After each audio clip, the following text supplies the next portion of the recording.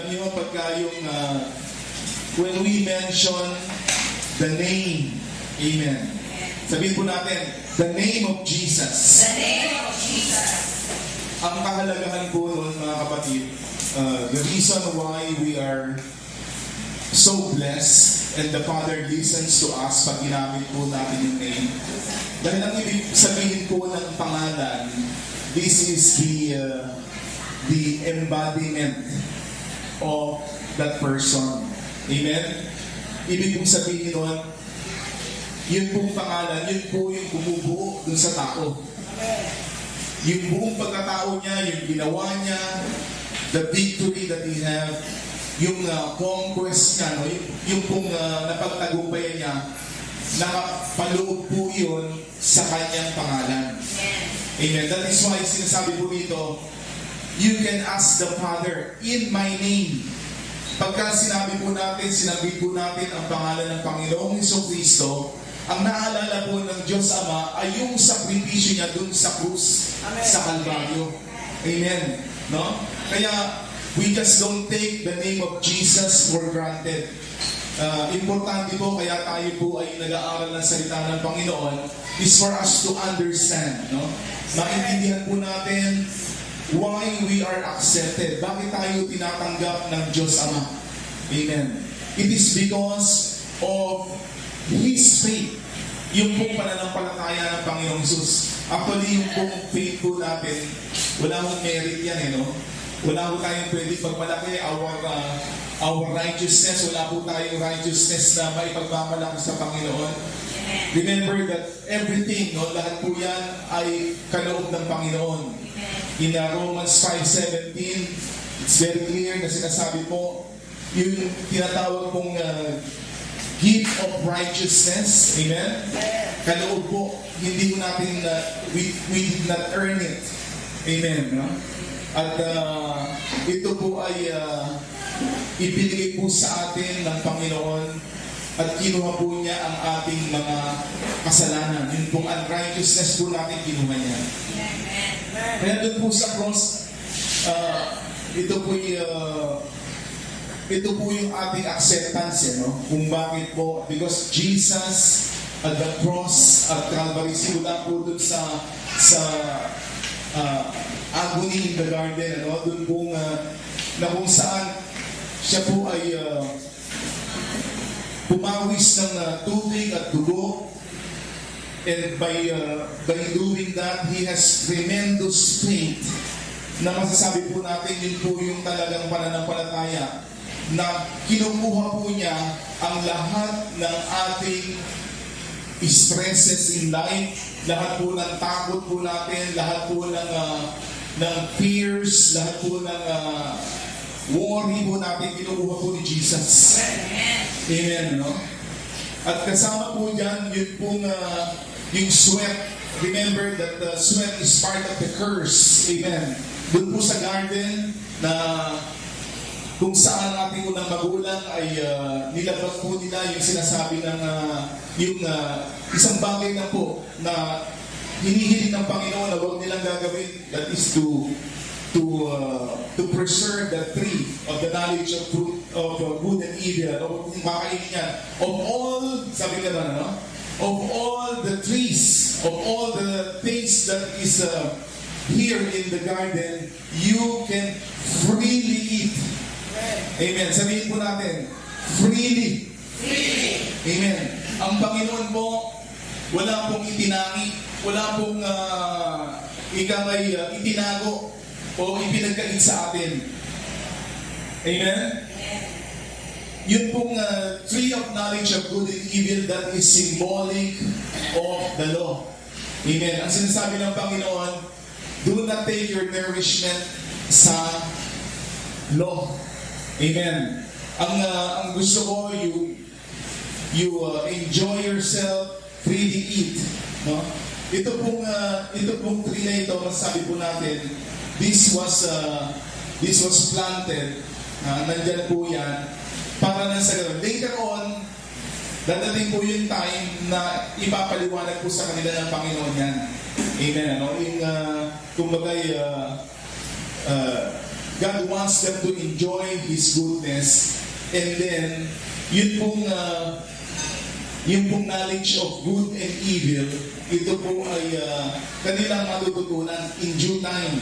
Kumbaga, do not eat the fruit na hindi pa hinog. Amen. No? Ganun yung inana ng Panginoon doon.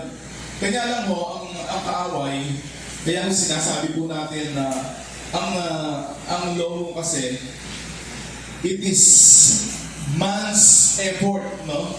Na I will perform so that you will accept me. Yun po yung ano, no? Kaya dito, our first parents were deceived that they still have to perform, they still have to do something para mag-gain nila ang isang bagay. At the same time, parang pinapalabas ng hindi na mo parang hindi talagang sinasabi po ng kaaway na may itinatago sa inyong Panginoon. So, pagka ito'y kinain nyo, hindi kayo mamamatay at matututunan nyo ang mabuting pasama. So, they were deceived at that. And then the effect, alam po natin, yung effect po, na before, they have, sabi nga po they were crowned with honor and glory. Yun pong crown, ibig sabihin po niyan ay surrounded with honor and glory. Yung glory po yun, it is the glory of God. It is Shekinah glory, no? Na kung mapapansin niyo po, yung mga hayop, ang kanila pong damit comes from within. Di ba? Yung balahibo po nila, naobserbahan niyo yung mga pets po natin, di ba? O yung mga, kahit po yung mga baka, yung mga manok, yung feathers po nila, yung mga ibon, ano? It comes from within. Amen. Bakit po yung tao po lang ang kinakailangang mag-shopping ka o magbili ka, magpatahi ka ng damit? Bakit ganon? Pero before, hindi ho yun ang design ng Panginoon, ano? Ang disenyo po ng Panginoon, the clothing, the protection, and the glory of man is from within. Amen. Kaya, kung siya po ay binigyan ng authority ng Panginoon, ano, to take over, no? To rule over bago ho nakasala, no? Yun po mga animals, they bow down to them. They bow down kay Adam, most especially, because wala siyang hawak na weapon o stick o whatever, ano? Kung hindi nakikita nila yung glory ng Panginoon. Amen. It is coming from within Him.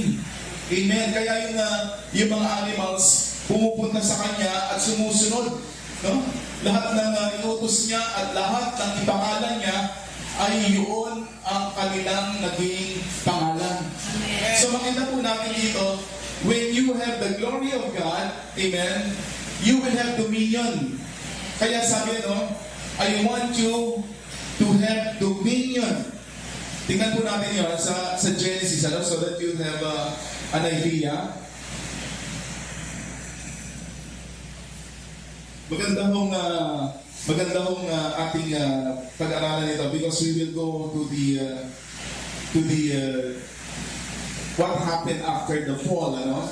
And this is part of our study. So makita po natin dito in Genesis chapter 1 verse 28 when 27 muna ho, no?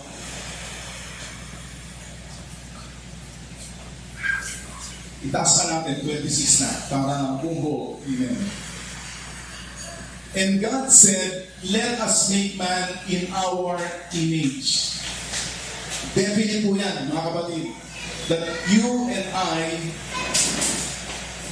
are created in the image of God. Tayo po ay nilikha na kawangis ng Diyos.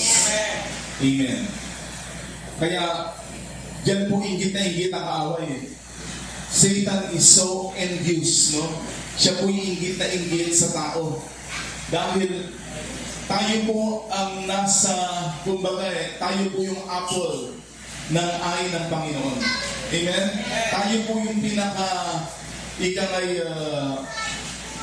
Christ creation niya. Amen? Ang man's worth, no? Yung man's worth, we are the highest of value sa creation ng Panginoon. Tandaan niyo yan, ha? So that, important po kasi na you remind yourself every day that you are created in the image of God. Dahil ang kaaway ho, He wants you to look down on yourself. Yung gusto ng kaaway na ibaba po natin ang pananaw o pagtingin po natin sa ating sarili. Kaya yung mga tao po na they go into vices or yung mga hindi magagandang na buhay is because they have a very poor image of themselves. Yun po yung nagiging dahilan. Ano? They are so, their image of their own selves is so distorted. No? Kaya, maganda po na palagi po natin ipapaalala sa ating sarili that we are created in the image of God. Amen? And sabi po dito, after our likeness, and let them have dominion. Sabihin po natin, dominion. Dominion. Yung pong dominion na ito ay let them have authority and rule over. Amen. No? Paano po o ano po ang ginawa ng Panginoon for you to rule over, for men to rule over? Ang ginawa po niya, dinamitan po niya ng kanyang glory. Amen. Dahil it is hard to dominate or to be in control if you don't have the power. Amen. So, ang Panginoon po, ang ginawa po niya sa ating unang magulang, sila po ay, they were crowned with glory and honor. Amen? Amen. At ito po ay nawala o naglaho dahil sila po ay nagkasala. No? Nung nagkasala po, ang nangyari po, bumaba yung kanilang rango. Remember that we are created higher than the angels. Alam niyo ba yun? That tayo po ay nilikha higher than the angels. In fact, ang sabi po ito, no? Ang pagkalikha po sa atin ng Panginoon, we are created dito po sa Psalms chapter 5. Tingnan lang po natin sandali.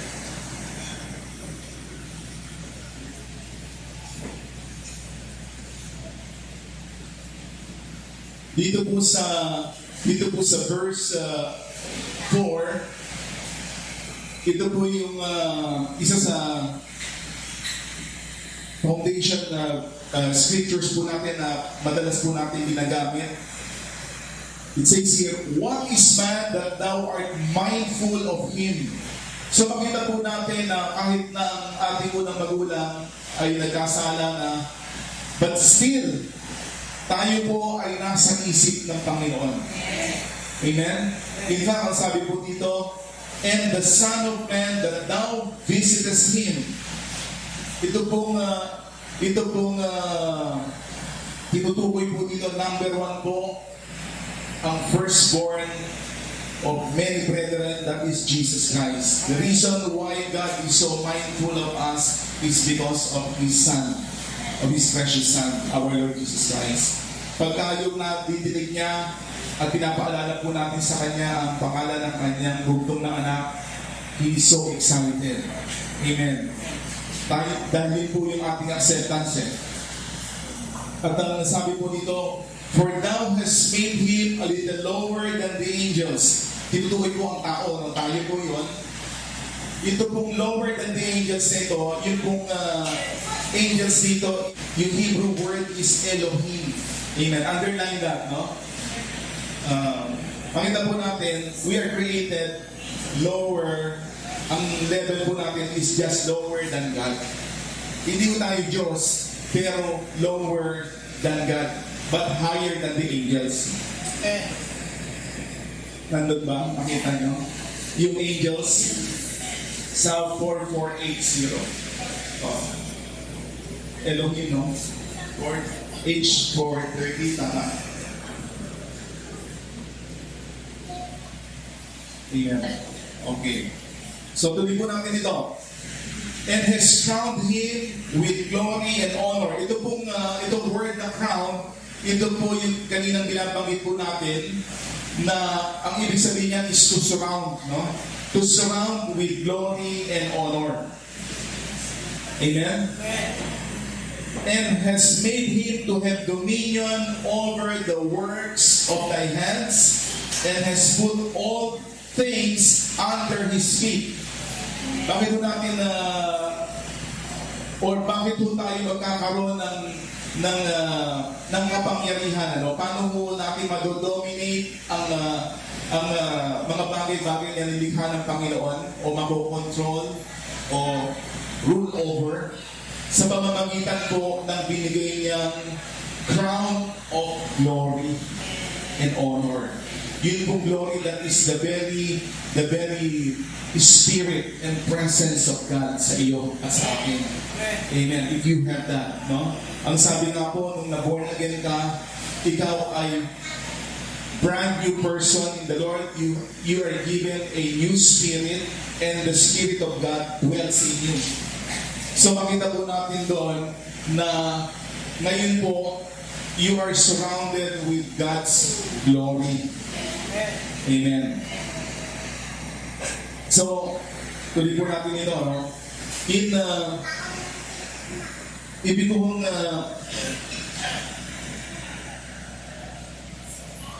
kung natatandaan niyo po, last time we have studied yun pong the importance, no? Dito po sa Isaiah 54. Ito po yung karugtong ng ating pinag-aaralan last Sunday, and I told na meron po tayong yun pong naging curse sa ating unang magulang. Remember that they were cursed. Kaya yun po yung pinagbayaran ng Panginoon Jesucristo, no? Yung curse na nangyari po sa atin. What happened there is that sinasabi po doon, yung curse na yun, nandyan po yung kasalanan natin. Ang epekto ng kasalanan ay karamdaman, kahirapan, kamatayan. So all of that ay kinuha ng Panginoong Jesucristo. Siya po ay nanampalataya ng sabi nga ho ang pananampalataya po ng Panginoon is perfect faith. Amen? Kaya doon po tayo tumitingin as He is getting all our sin, lahat po yung curses, kinukuha po niya. Nananampalataya siya na pag kinuha ko to, ang makukuha mo ay kagalingan, righteousness, nakukuha mo ang kasaganaan. Amen. Amen. Habang kinukuha po niya lahat ang ating mga curses doon sa cross, no? So, yung pong faith ng yun, doon po tayo dapat tumutok. Tingnan po natin palagi na si Jesus, kinuha na niya yung ating mga curses, no? That is why makita po natin dito po sa buksan po natin sa Isaiah 54 verse 14. It says here, in righteousness shalt thou be established. Sabihin po natin yan. In righteousness shall thou be established. Kaya importante po na palagi po natin iniisip at inaalala na tayo po ay righteous in front of the Father. Tayo po ay matuwid na. We are given the righteousness of God. Yun po yung katatagan po natin, no? Okay. Pag gano'n ang iyong attitude, gano'n ang iyong thinking, ikaw ay naniniwala na si Jesus paid the dear price, no? At the cross for your righteousness and mine. Amen? You will be established.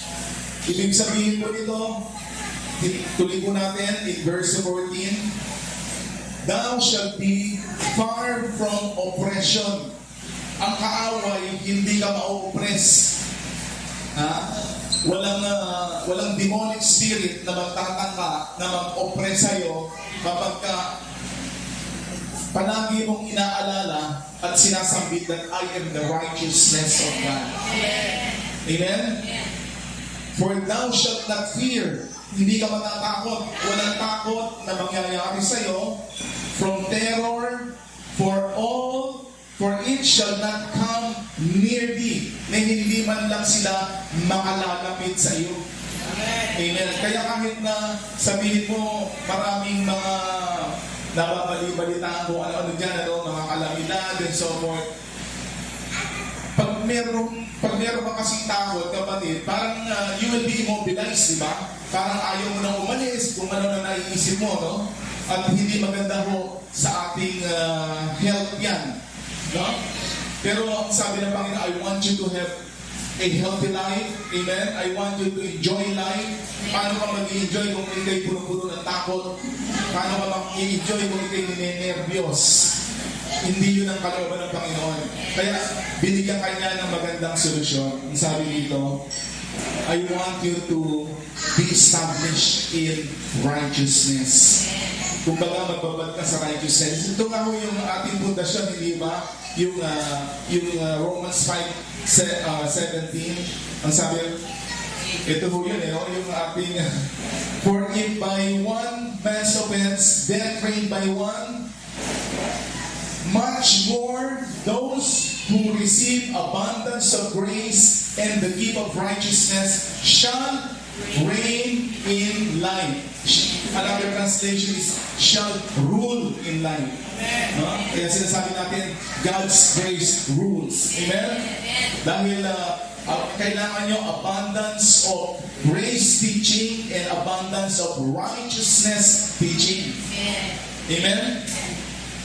Yun po ang importante, no? Yung pong God imputed righteousness sa atin. Yung imputation means God placed righteousness sa atin.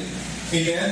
And sa Kanya, sin was imputed. Who knew no sin. Ang sabi ko, Christ was made a sin for us who knew no sin, that we might be made the righteousness of God in Him. Ibig sabihin po nun, siya po na hindi nagkasala, sin was imputed. Sa Kanya, kinuha niya, no? Who knew no sin. Ibig sabihin nun na hindi niya inisip na magkasala. O, dahil ang sabi ko, ang kasalanan nagsisimula po sa isip, no? Sa isip pa lang, nagkakasala ka na. Who knew no sin. Tingnan po natin yung verse na yun, ano? Before we proceed.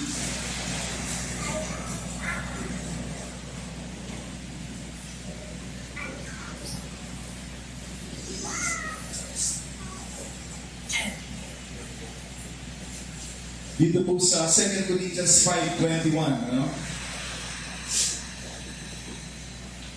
Tingnan po natin yun, 2 Corinthians 5:21.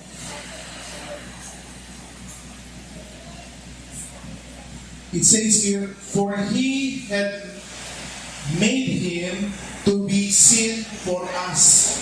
Isa-isayin po natin, ha? Ginawa po siya na makasalanan para sa atin. Who knew no sin? Ibig sabihin, siya mismo as a person, hindi siya nagkasala. No? Pero ginawa siyang makasalanan para sa atin kabutihan. Amen? He was made sin for us. Nakita niyo? He was made sin for us. Ganun po mabigat ang nangyari dun po sa Panginoon Kristo. Kaya yun pong cup, no? Yung dun sa agony in the garden, mabigat po yun kasi ang iinamin po niya doon is the cup of sin and death. Magkaugma po yan, no? Yung sin and death.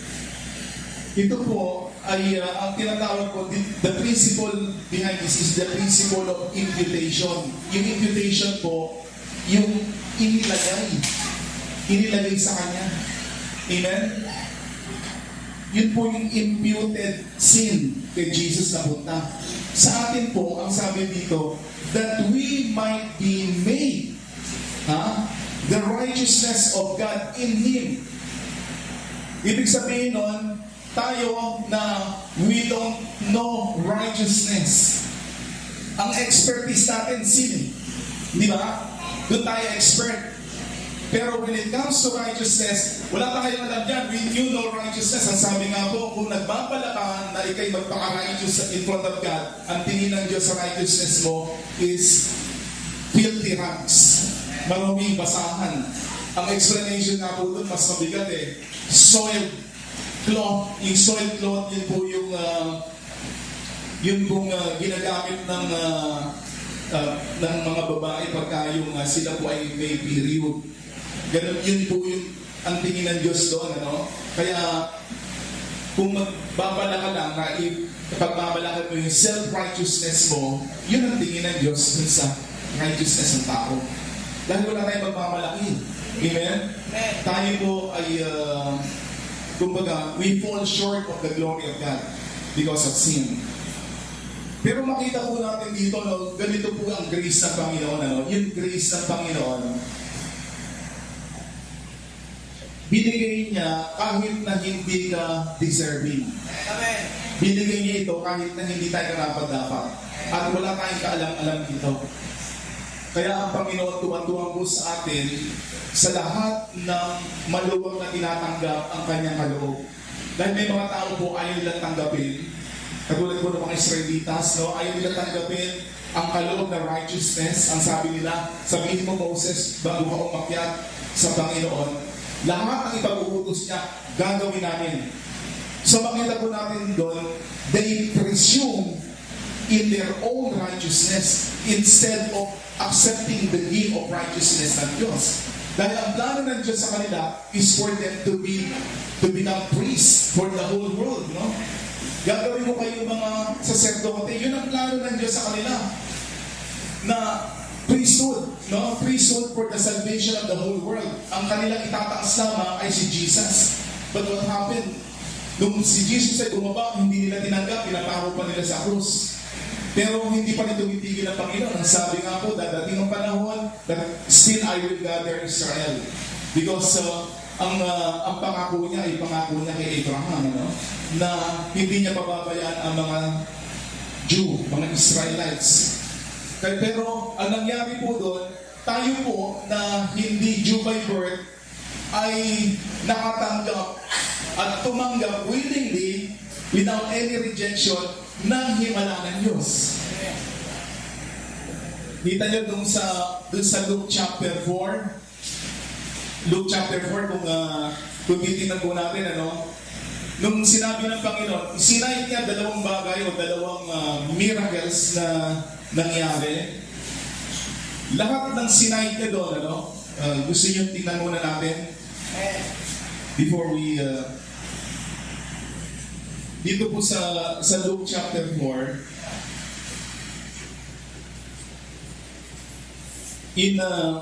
while he was preaching, ano, ang sabi nga po niya, ano,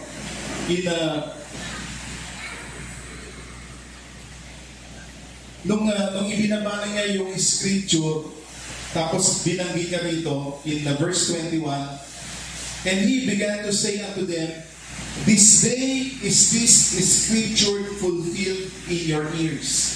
So makita po natin, ang orasan ng Panginoon ay ngayon. Amen. Amen? Nung binanggit po niya ito, ang sabi po niya in verse 18, the Spirit of the Lord is upon me because He had anointed me to preach the gospel to the poor. So makita po natin, the gospel to heal, the gospel to bless is in the preaching, no? Preaching of the word, no? It is the anointing of God, preaching the word. That's how they receive. That's how we receive the miracle. Amen?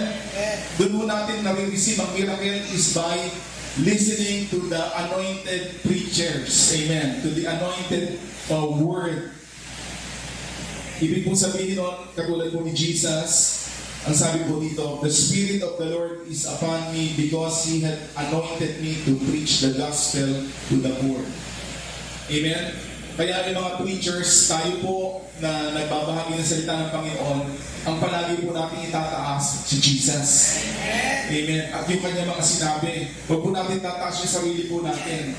Tayo po ay instrumento lamang ng pagbabahagi ng salita ng Diyos. Dahil yung salita ni Jesus, that is the authority, that is the grace and the miracle working power of God.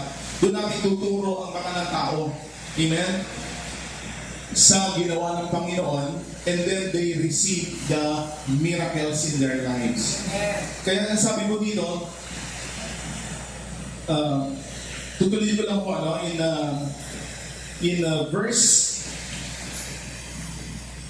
22, and all bear him witness and wondered in the gracious words which proceed out of his mouth.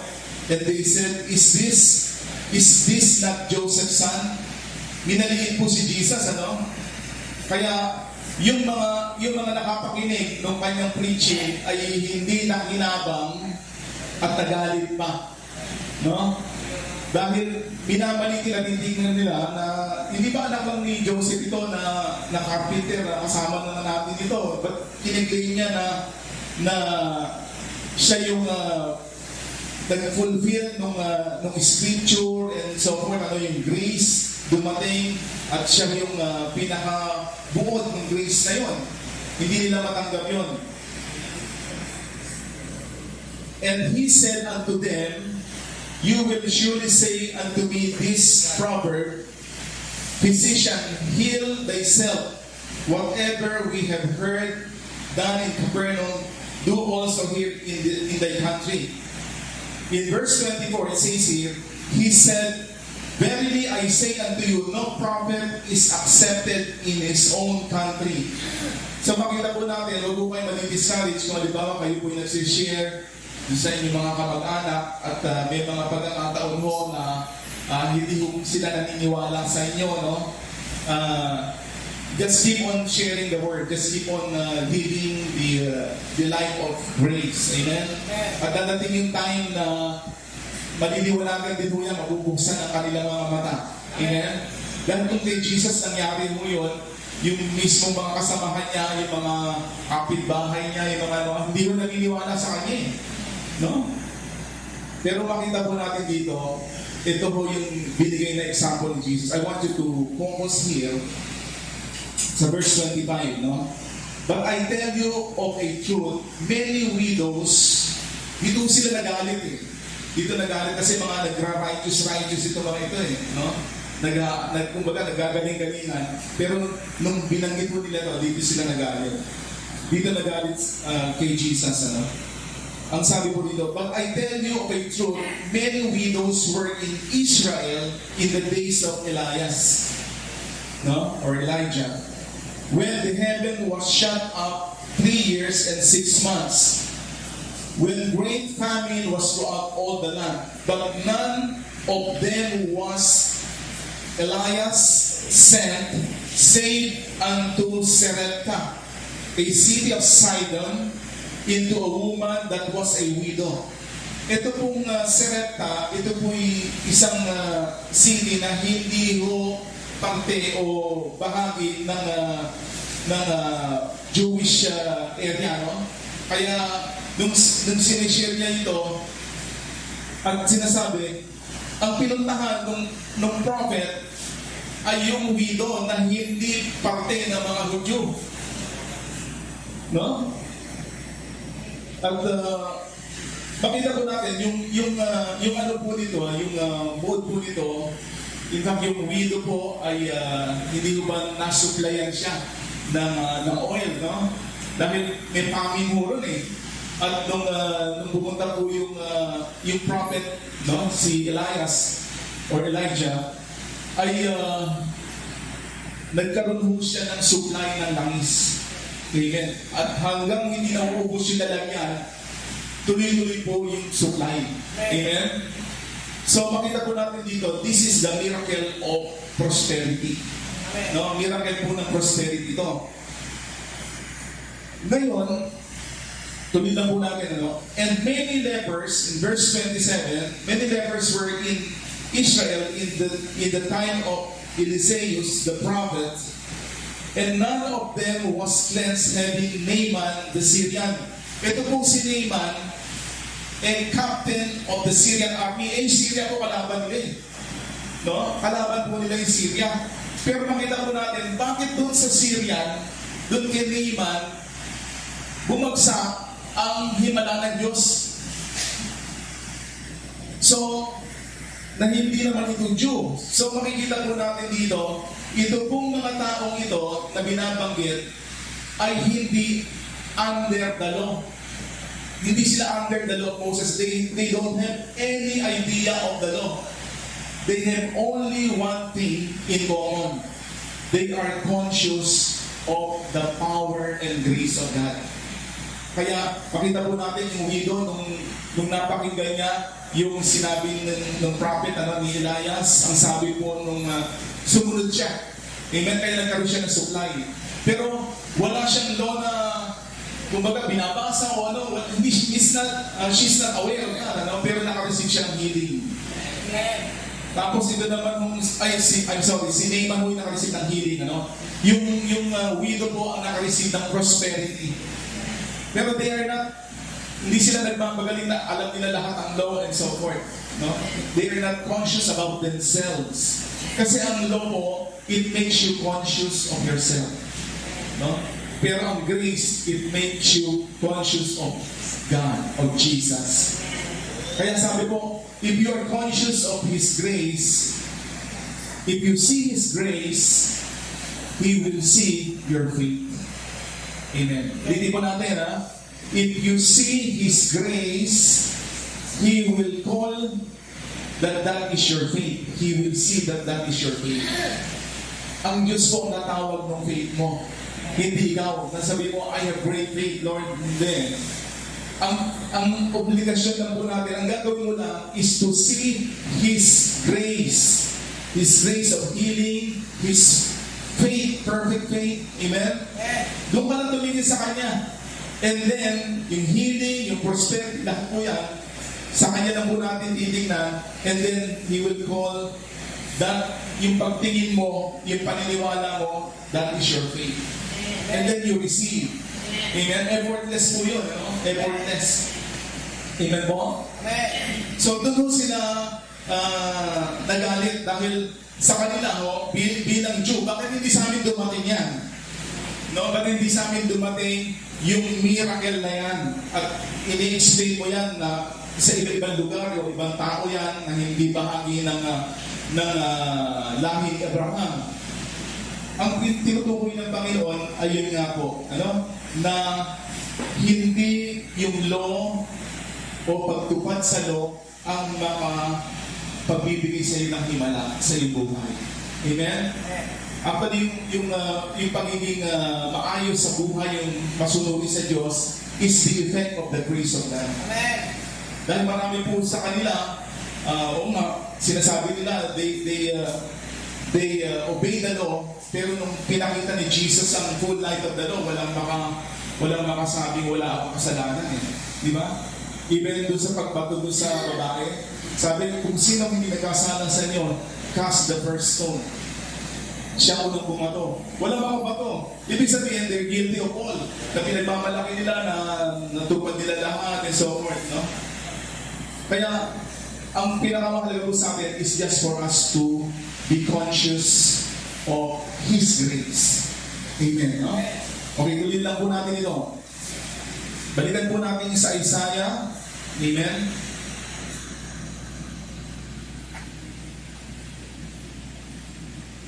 Dito po tayo sa Isaiah.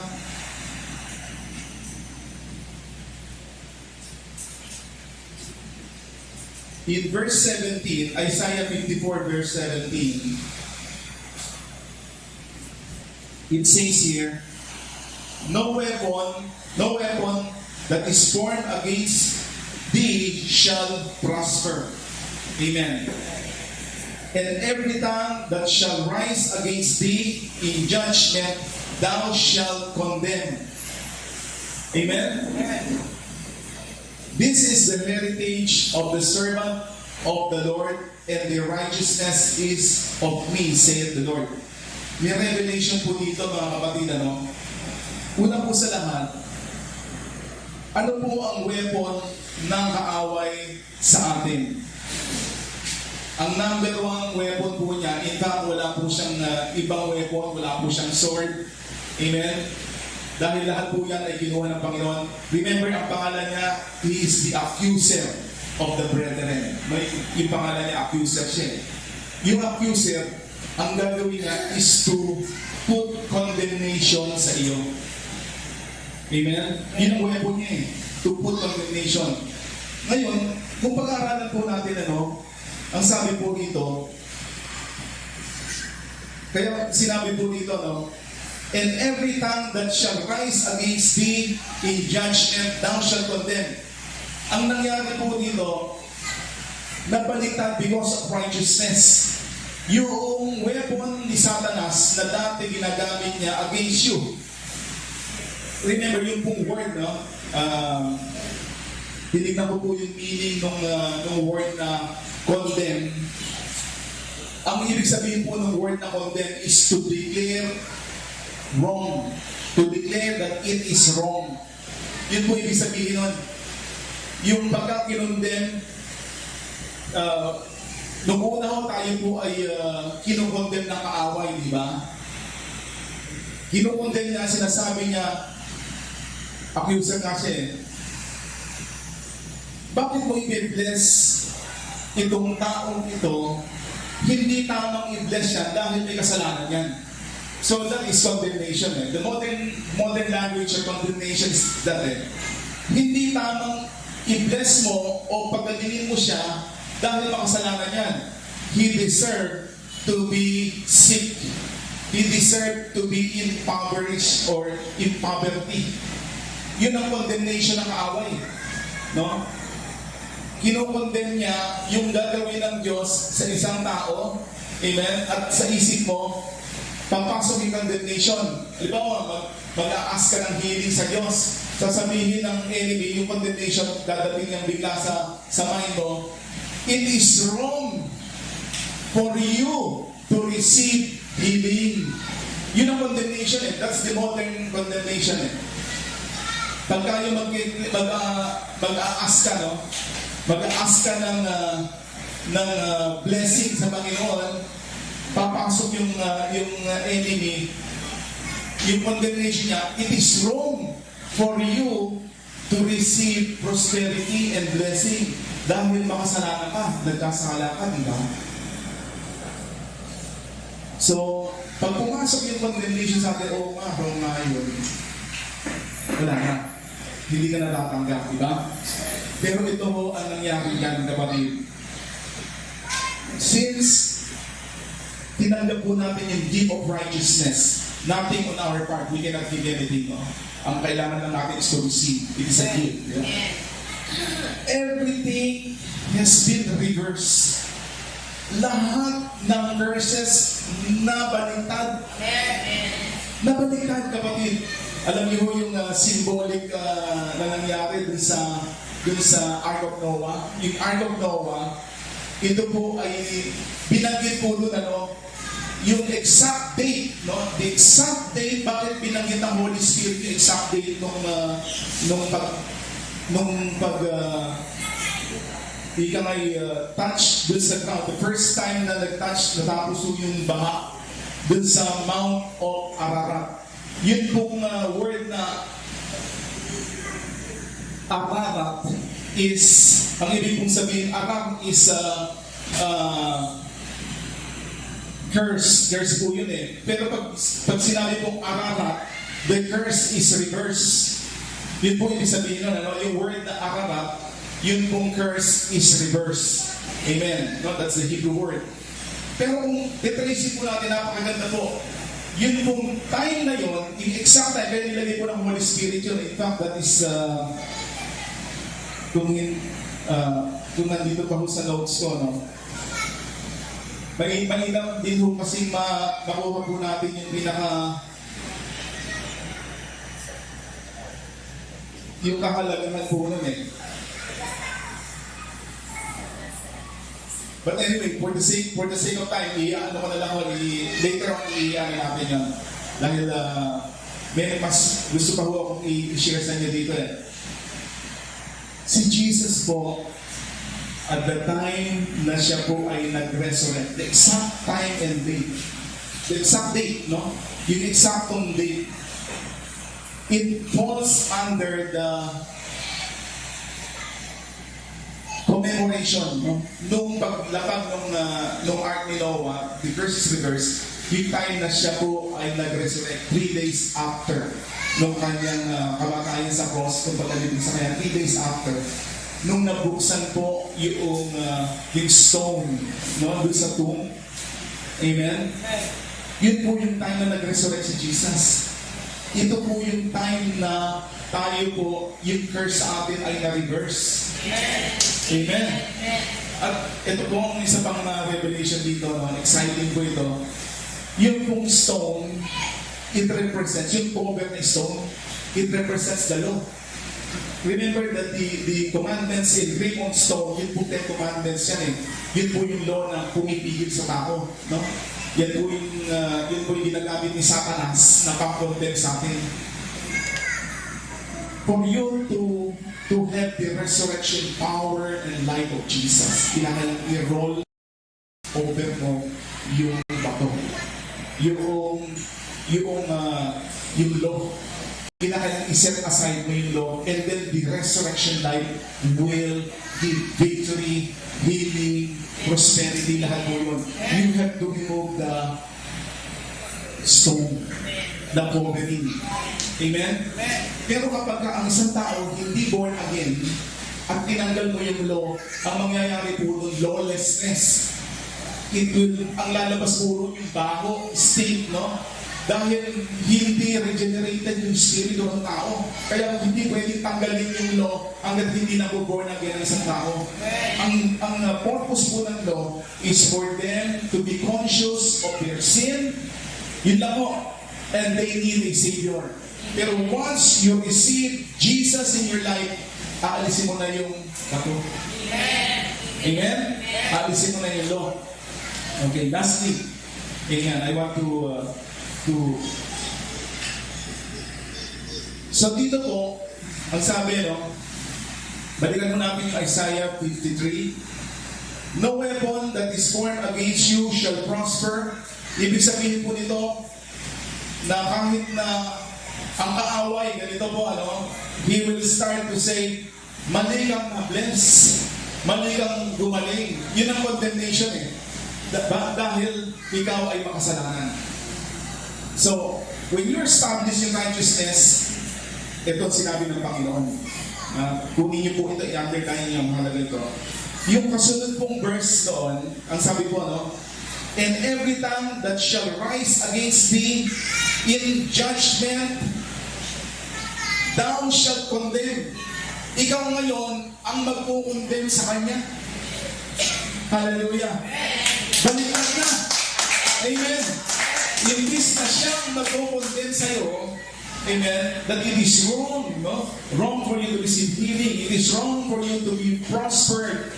Dahil may sin ka. Babalikan mo siya ngayon, kapatid, no? Kaya, importante ho, you are established in righteousness eh.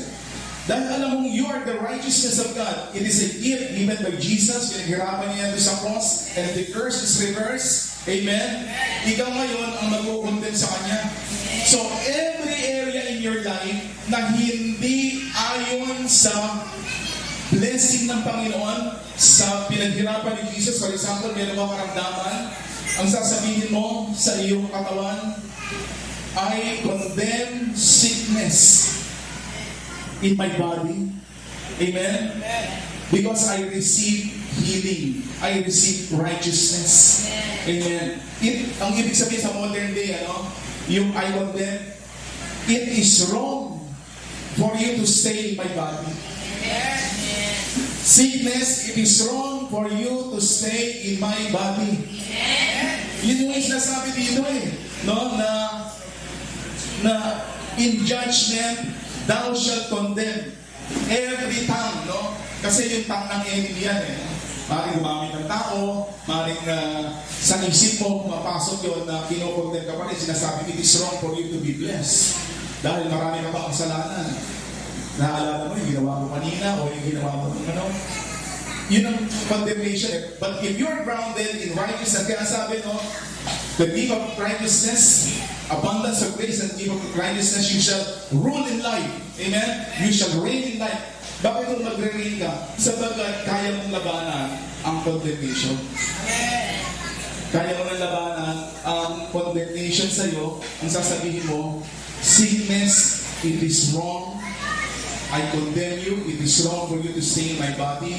It is wrong for you to stay in my family. Sapagkat binayaran na ng Jesus yan. Kaya this time, the table has been turned. Amen? Ikaw ngayon ang upper hand. Ikaw ngayon ang magkukondem sa Kanya.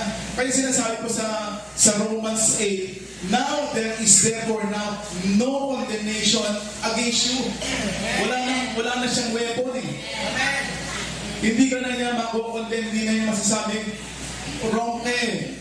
Ika'y puro mali. Ika'y hindi tama na ika'y ma-bless. Hindi tama na ika'y ma-heal. No? O ma-heal. Ngayon, baliktad na sitwasyon. Ang sabi po dito, you will be the one to condemn the enemy. Amen? Ang sabi po, this is the heritage of the servants of the Lord. Alam niyo ba yung word na heritage? Yung heritage kapatid, ito yung mana na natanggap mo na. Hello? Ito yung mana na natanggap mo na, hindi yung tatanggapin mo pala. Amen. Parang kumbaga, itong bahay nito, ito yung heritage ng mga anak ng Banson doon sa kanilang mga magulang. Ibig sabihin, natanggap na nila ito sa kanila. They are enjoying it already. Yun po yung heritage, no? So, in our situation, napakaganda po na natanggap mo na yung yung power, amen, to rise against the words of the accuser. Amen. Natanggap, yun kasi yung victory natin, eh, no? Natanggap mo na yung righteousness. No? Yung righteousness, kapatid. Kahit na anong condemnation dumating sa'yo. Bakit? Kasi pagka tinignan mo yung performance natin, kapatid, walang papasa sa atin eh. Di ba? Sabihin natin, kanina ba o kahapon ba, walang nag-isip sa atin ng kahit na anong mali man lang. Lahat tayo meron eh. Hindi ba? Pero glory to God, hindi yun ang tinitignan ng Diyos Ama. Ang tinitignan ng Diyos Ama is the finished work of Jesus at the cross. Kaya nga po, ang sabi, we are accepted in the beloved. Yun pong word na accepted is to surround with favor. Amen? You are surrounded with favor because of Jesus. Dahil kay Jesus, it's accepted tayo. Ngayon, does it give us license to sin? No. The reason why you have power over sin, pagka naaalala mo, you sacrifice to Jesus, you have so many pictures of Jesus, di ba? Ang dami mong nakikitang larawan ni Jesus, yung agony in the garden, yung scourging at the pillar, yung talagang kinukuha niya yung mga karamdaman mo, crowning with thorns, yung crown siya ng thorns, ibig sabihin nun, yung kinuha niya yung crown of the curse para mapunta sa iyo blessing, para mapunta sa iyo yung glory. Yung nawalang crown sa iyo ng glory, napunta sa iyo. Amen? Yung crucifixion, ang dami mong picture niya, pagka yan ang nakikita mo kapatid, and you bring it up to your Father, wala po ang kaaway na tuksuhin niya. Hindi uubra ang tukso sa iyo. Matabang na matabang ang tukso sa iyo. Kung dati, ang dali mong kalapitin, if you have mental picture of every sacrifice of Jesus, bit by bit, nakikita mo yan palagi. Imbis na kung ano yung mga nakikita mo sa mind mo, yung mga last good things, diba? You look and concentrate on the sacrifice of Jesus, lahat yan, At alam mo, totoo. Alam mo na may mangyayaring epekto sa buhay mo pag ka nag-concentrate.